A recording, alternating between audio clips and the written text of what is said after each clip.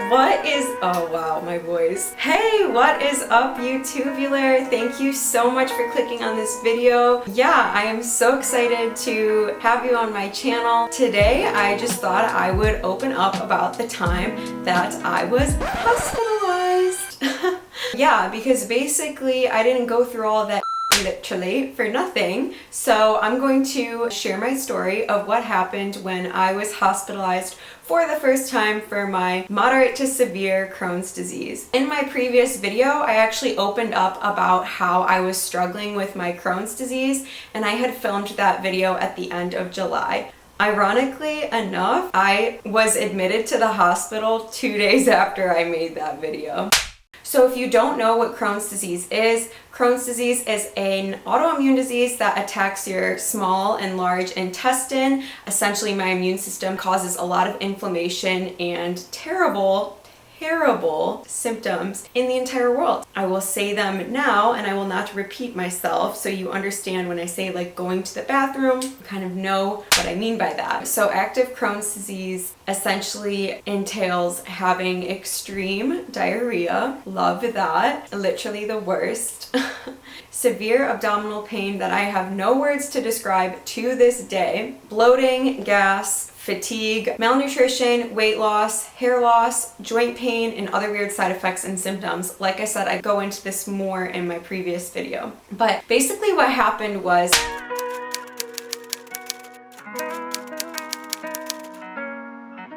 at the end of May, I went to Florida for a trip and I started to flare, which is essentially when your disease becomes increasingly active.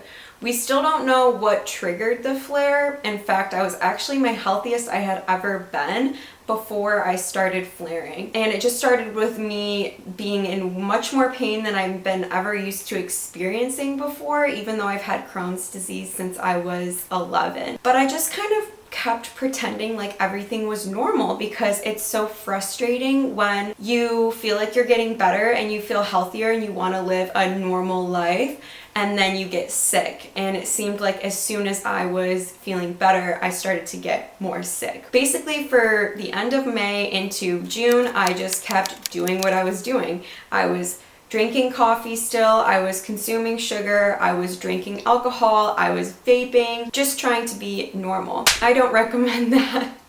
You know, my symptoms continued to get worse, but I kept putting it off, thinking that it was something that I was not doing enough of myself. I felt like maybe it was my fault. I kind of kept everything in. And then it started to go into July. And I remember July was kind of like the tipping point. I felt really lost. I had never been in so much pain before in my entire life, and I was going to the bathroom nonstop. I actually ended up being able to go to my parents' house up north. They have a cottage in... Oops. I shouldn't say that. Maybe I'll bleep it out so you guys don't know where I live. But yeah, they have a cottage up north, and I was able to spend my summer there, which was really awesome. I'm really grateful that I had some pleasant moments while I essentially felt like I was dying. Bless. This is when I started to communicate with my doctor, hey, I'm flaring, you know, put me on some steroids. So if you're familiar with steroids, I was on a steroid called prednisone, and they put me on a 40 milligram taper, which usually knocks my out. I'm feeling like $1,000,000 after I get put on that thing, and it didn't do jack diddly. Once again, I felt like it was my fault because I have a tendency to blame myself and kind of sweep things under the rug, especially because that whole month of July, I was doing everything I knew to get better. I was following a very strict diet, no sugar, no processed foods. I stopped drinking coffee, I stopped vaping, I stopped drinking. Well, I was Anyways, it was just really frustrating. It really started to mess with my head mentally because I was doing everything I knew just to try and feel somewhat okay. Like, of course, this has to happen during hot girl summer. You know, I could go to the beach But I really couldn't leave my house because for my Crohn's in particular, I'm actually triggered to go to the bathroom by extreme abdominal pain. It's excruciating, and so I would be experiencing that pain almost nonstop, and then it would get really intense right before I'd have to run to the bathroom, and I would literally have to run to the bathroom. And it got to the point where I couldn't actually sleep through the night anymore. I was waking up 3 or 4 times a night in agony. I was in so much pain. I think that my body was like dumping adrenaline or something because I couldn't fall back asleep after I went to the bathroom. So for all of July, I was maybe getting 4 hours of sleep a night. I remember like I was doing yoga, meditation, prayer, breath work. I really like dove into spirituality because it was the only thing that could really keep me sane, because I was like, why does something like this have to happen to somebody when they're doing everything they can to get better? Nothing was working. So I remember praying every single day, just trying to trust the process. Excuse me.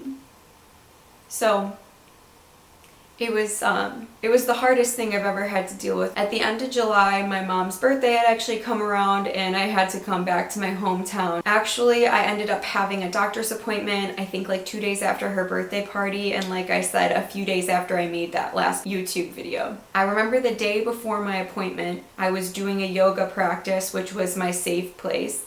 And I couldn't get through the practice without being in so much pain. And I remember lying on my yoga mat and my sister had heard me crying and she came into my room and I was like, I can't do this anymore.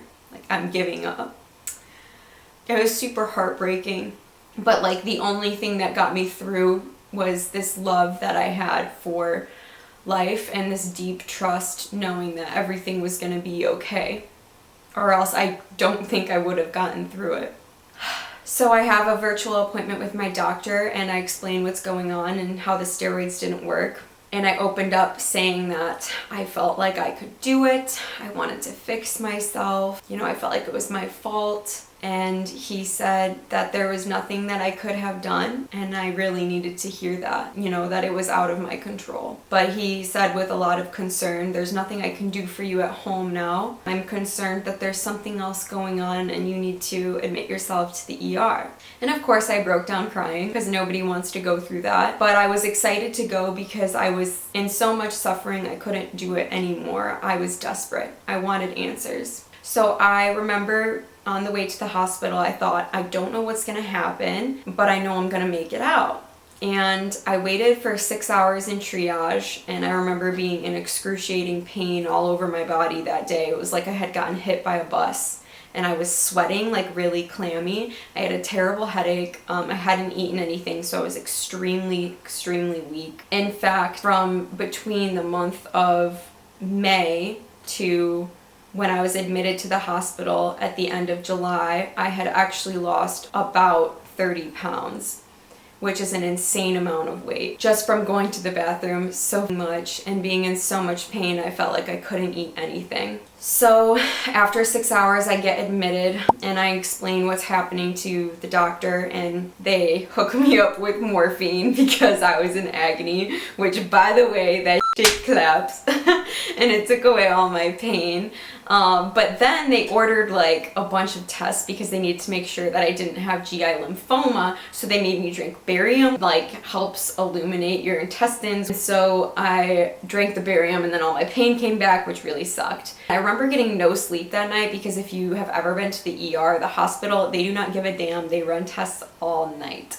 So that night they tested me for lymphoma and everything was like good to go. The CAT scans did not show lymphoma, and that was my biggest fear, so it was such a sigh of relief that I didn't have lymphoma. But then the following morning, a triage, or maybe not a triage, but a group of doctors come in and they tell me that they're going to do a colonoscopy. If you're not familiar with a colonoscopy, it is when firstly they knock you out, so don't worry, you're knocked out. Secondly, you're probably gonna have to get one. I've had like 15. You drink this fluid, which is essentially laxatives, fun, to cleanse out your intestines, and then they scope out your intestines to kind of see what's going on there. They literally scope that out. Word. So they order a colonoscopy to be done on me, which was whatever. I've had 15 of them done.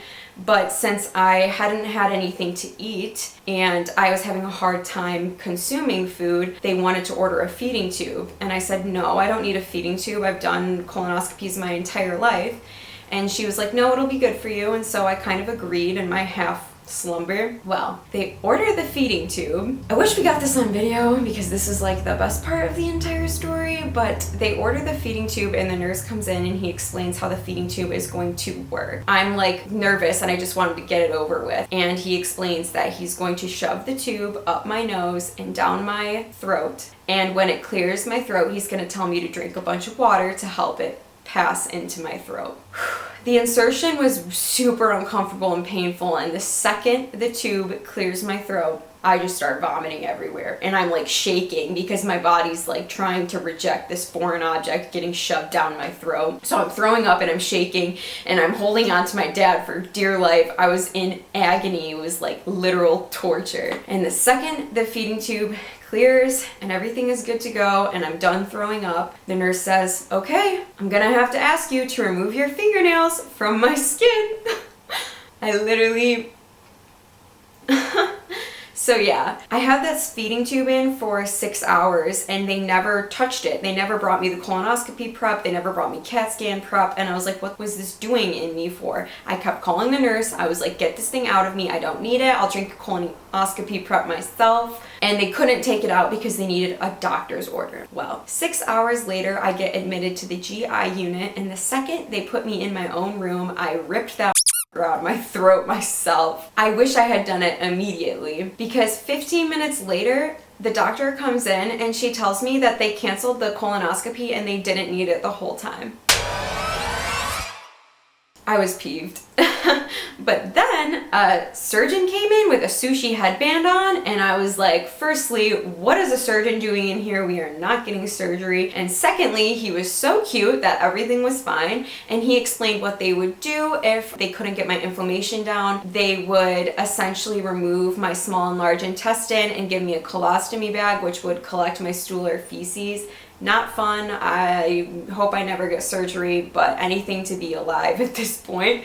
The reason that he explained that was because my inflammation was insanely high and they needed to get it down as soon as possible or else I could risk losing parts of my intestines. Fun stuff. They order me IV steroids, which ended up actually working as opposed to the oral steroids, which didn't do anything. The reason they had done this is because my inflammation markers that they had taken, my value was at greater than 3,500 and the standard range is less than 50. To put it into perspective, I've had Crohn's disease since I was about 11 and my inflammation has never been greater than 700 and I've flared, cyclically throughout my entire life. This was 5 times the amount of inflammation. When I tell you I was in pain, like excruciating, okay? But yeah, thank God the IV steroids started working. I started feeling like myself again. I was laughing, I was smiling. I actually had energy for the first time in months. It felt amazing to feel like myself again. And I'm actually so grateful because I received so much love from my family and loved ones when I really hadn't told that many people about it. I really kind of keep my disease to myself because I've been so embarrassed about it my entire life. And the whole experience was actually so, uplifting, or the whole experience actually made me grow so much in my appreciation for myself in this life because I realized my disease is completely out of my hands and it's nothing to be ashamed of. And not only that, it has honestly pushed me to be so much more accepting and loving and trusting in myself, and it has pushed me to be a better person. Even though going to the hospital and being in the worst pain, mentally, emotionally, and physically, in my entire life, I'm so trying to convey to you guys, but It's really hard to try and condense something like this experience into a few minutes, essentially. After going through that, it just really pushed my values more towards an energy of love and acceptance, because even though I was in so much pain and suffering, I just had to trust that I was going to be okay and that it was not for no reason. And the one thing that got me through was just this love and appreciation for life and the love that I had from my family. Truly. I was in the hospital for 6 days and they ended up releasing me after my inflammation went down to the point where they could justify sending me home. And what they did was they sent me home on a new-ish drug regimen, and then they also gave me a mild antidepressant. That's it. Like, I lived, I did it. I honestly can't believe I went through that entire experience. It's so crazy when you are pushed by life circumstances and you go through something and you never thought that you could carry or bear so much weight, and you do it and you get through it and you are still standing and you are still so grateful and happy to be here. It honestly changes you as a person. I feel that that's the most beautiful thing in the world, is when you are dealt an unfair circumstance and a super misfortunate event and you still stand with so much gratitude and strength. If there's anything that I want you to take away from this video, I just want you to know that if you are still breathing and you are still standing, you are enough. No matter how you feel or what you tell yourself or who you compare yourself to,